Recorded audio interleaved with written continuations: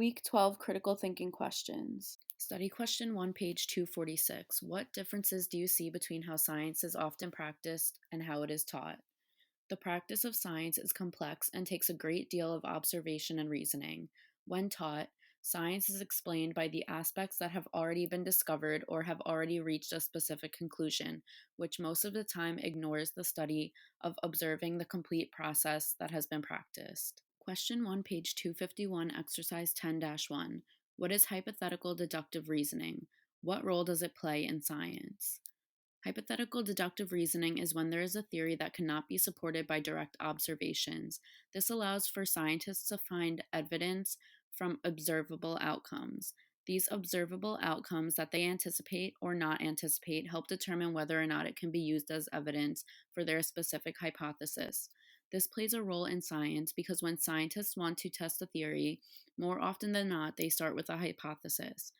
They start with a big idea and test for different outcomes that can determine whether evidence for studies are viable to support their hypothesis.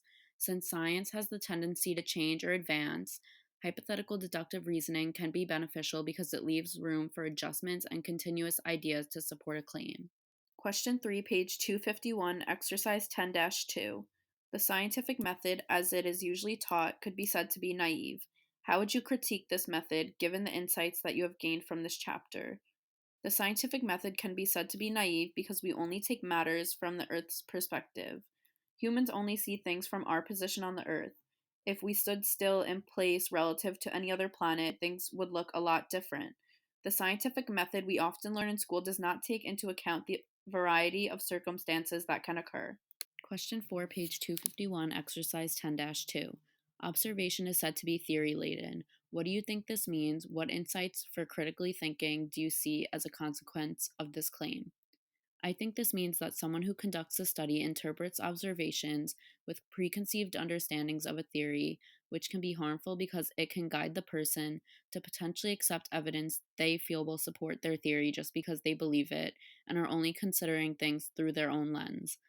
This can have significant damage, considering that everyone has different beliefs and perspectives, which should be taken into consideration in studies. Study question 1, page 261. Why do you think people are drawn to pseudoscience?